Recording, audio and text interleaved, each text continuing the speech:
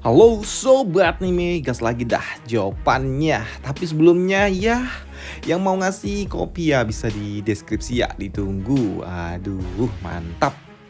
Yaudah, langsung yuk kita gaskan. Mereview sedikit dari part sebelumnya setelah Kaisar Yuanchong memberitahukan posisi klan Luo yang ada di Tianyu di hadapan seluruh menteri-menteri kekaisaran. Di sini Yuanchong pada akhirnya dia sadar ataupun tidak memberitahukan kalau posisi dari klan Luo di kekaisaran ini setara, tidak lebih rendah daripada posisi kaisar itu sendiri. Dan siapapun yang berani menentang keluarga Luo sama saja seperti mereka menantang keluarga kekaisaran. Dan itu jelas hukumannya tidak main-main. Dan setelahnya Yuanchong dia juga ingin berbicara empat mata dengan Zhao Fan, di mana dia juga bertanya kepada Zhao Fan apakah Zhao Fan masih menganggap kalau dirinya sebagai saudara. Saudara sumpah tak sedarah. Zhao Fan, apakah sumpah persaudaraan kita di masa lalu masih berlaku? Tanya dari Yuanchong kepada Zhao Fan. Oh ya, tentu saja. Sambut dari Zhao Fan. Apakah kau pikir aku pernah melanggar sumpahku? Tanya dari Zhao Fan. Tidak. Namun Zhao Fan, karena sumpah persaudaraan kita masih berlaku, berarti kita berdua masih bersaudara, ya kan? Dan jika itu benar, lantas kenapa? Kenapa kau memperlakukanku seperti ini? Kenapa kau menindas saudaramu sendiri, Zhao Fan? Sekarang kau tahu kan, aku sudah menjadi kaisar Tianyu. Tapi kenapa? Kenapa malah kau rebut semua kekuasaan yang ada dari diriku, Zhao Fan? Kenapa?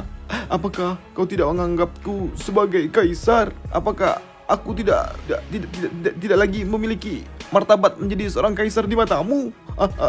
Ya, rengek dari Yuanchong yang sudah kehilangan semua kekuasaannya yang ada di Tianyu ini setelah dirinya ditunjuk menjadi kaisar boneka.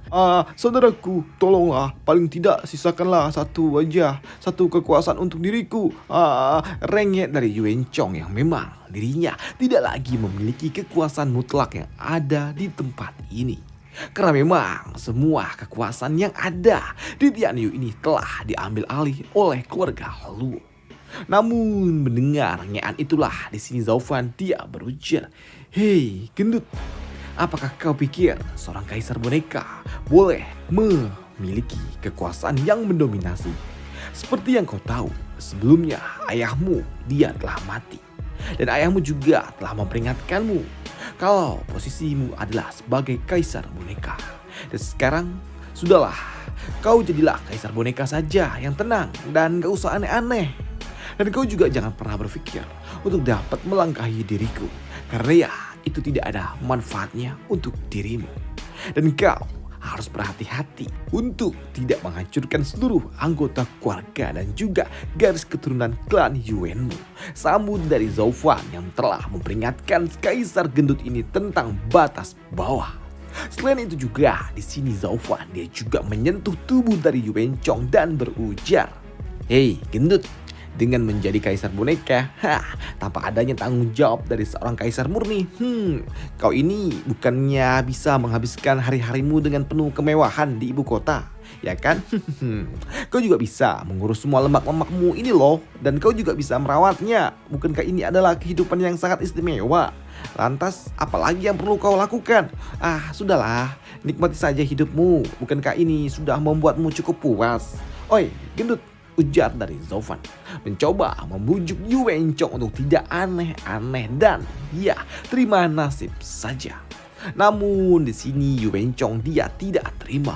Tidak, saudara Zhao, sebagai seorang kaisar aku juga punya cita-cita dan juga aspirasi loh. Aku juga tidak mau menjalani hidup yang biasa-biasa saja. Bukankah isi sumpah kita menyatakan kalau kau tidak akan mengkhianatiku kalau aku tidak menyinggungmu? Namun sekarang kau berpikir untuk menghancurkan keluarga Yuanku kah? Dan juga garis keturunanku? Zhao Fan, kau dasar gendut. Kau ini terlalu berpikir yang berlebihan. Coba kau pikirkan, jika saja aku ingin menghancurkan keluarga Yuanmu, aku pasti telah menghancurkannya tanpa harus mengampuni seperti ini. Hei gendut, biar aku beritahukan ini kepada dirimu. Kenapa aku harus melakukan ini semua? Yang pertama adalah aku tidak ingin dunia ini jatuh ke dalam sebuah kekacauan yang memang akan berpengaruh nantinya dengan rencana besarku. Dan yang kedua adalah aku masih mengingat sumpah saudara kita. Dan engkau juga belum pernah berbuat kelewatan. Jadi aku tidak pernah berbuat yang keji untuk dirimu. Dan ini adalah prinsip hidupku. Dan biar aku beritahukan ini kepada dirimu. Kalau kau menginginkan kekuasaan ini, ya aku bisa saja memberikannya kembali kepadamu saat ini juga. Dan aku sendiri juga tidak keberatan sama sekali. Tapi aku melakukan ini semua juga untuk dirimu. Sekarang coba kau pikirkan sedikit akan konsekuensinya jika kekuasaan ini aku kembalikan kepada klan Yuanmu. Apa? Mendengar hal itu membuat Yuan Chong dia bingung. Apa? Konsekuensi? Jadi maksudmu sekte pelindung? 3 sekte pelindung sambut dari Tuan Fang Qiubai yang paham kemana arah pembicaraan dari Zhao Fan. Ya, tepat sekali sambut dari Zhao Fan. 3 sekte pelindung. Di sini Zhao Fan dia berujar seperti yang kalian tahu. Rencana yang sebelumnya telah direncanakan oleh kaisar yang sebelumnya itu. Dia menggunakan rencana yang penuh akan sebuah resiko. Rencana yang memiliki resiko yang sangat tinggi. Dan seandainya rencananya yang telah dia siapkan dapat berjalan dengan mulus, tipu muslihat yang telah dilakukannya pasti akan menjadi sempurna dan tidak hanya akan kembali mendapatkan wilayah Tianyu yang telah dia gadaikan, tapi dia juga dapat mencegah sekte pelindung curiga kepada dirinya. Namun sayangnya dia telah gagal. Dan ini jelas penuhnya akan mengikis rasa kepercayaan dari 3 sekte pelindung terhadap klan Yuan. Dan itu akan membuat sekte pelindung mereka akan segera mencari pengganti klan Yuan untuk dapat berkuasa di Tianyu ini. Dan sekalipun klan Luo berhenti menjadi kaisar bayangan, maka 3 sekte pelindung mereka pasti akan mencari penggantinya. Dan sekarang kau saat ini masih menjadi kaisar boneka yang mungkin tidak pernah mampu untuk dapat mengembalikan keadaannya. Dan yang menjadi poin utamanya adalah apakah kau mau menjadi pelayan di bawah klan Luoku atau kau mau klan lainlah yang akan menjadi kaisar bayangannya. Ujian dari Zhao Fan kepada Yuan Chong yang membuat Yuan Chong sadar apa maksud dari Zhao Fan. Karena memang dirinya masih dapat menjalani hidup yang damai jika klan Luo lah yang berkuasa. Namun jika klan lainlah yang berkuasa, maka tidak ada sebuah jaminan kalau klan Yuan akan tetap ada, bahkan dapat hidup dengan damai di sisa-sisa kehancuran mereka saja. Ya, tidak ada sebuah jaminan. Di sini Zhao Fan untuk dapat memperkuat alasannya dia berujar, "Hei gendut, kita semua adalah teman lama. Dan kau dan juga klan Luo telah saling kenal cukup lama dan akrab. Selain itu juga Nona Shuang dan juga Putri Yongni adalah teman baik. Dan ini adalah sebuah hubungan yang sangat bagus. Dan itu akan membuat jika saja terjadi sebuah masalah, tentu saja kita bisa saling membantu satu sama lain dan melakukan yang terbaik untuk dapat membuat situasi menjadi lebih mudah. Namun coba kau pikirkan, jika saja klan lainlah yang menjadi penguasa di Tianyu ini, apakah kau pikir situasinya akan menjadi lebih baik daripada saat ini?"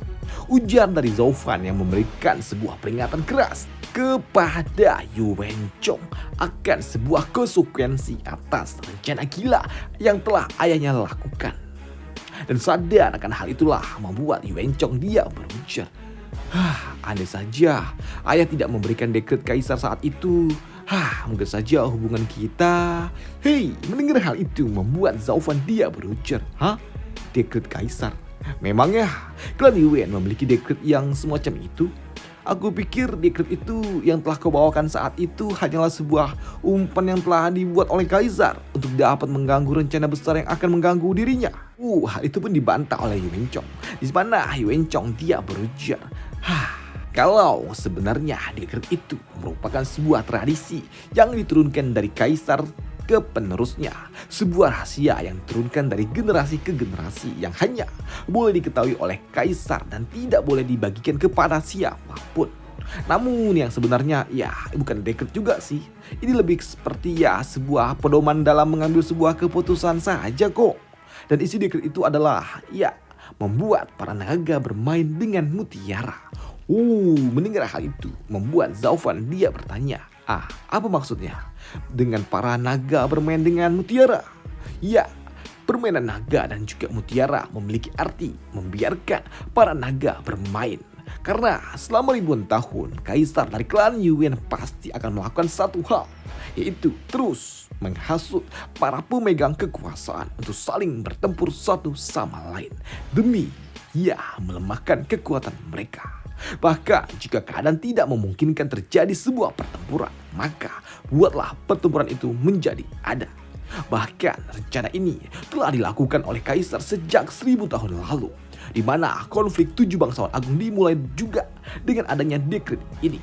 Dan ketika dunia juga telah mulai damai, kemunculan dari Gusantong pun menjadi salah satu kekacauan yang diharapkan datang secara alami oleh kaisar.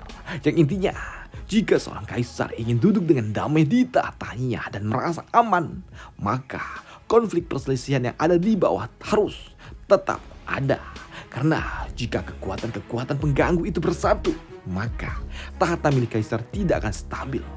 Mendengar hal itu membuat Zaufan dia berujar, ya, itu benar. Itu adalah jalan dari seorang kaisar yang memang harus memegang sebuah kendali.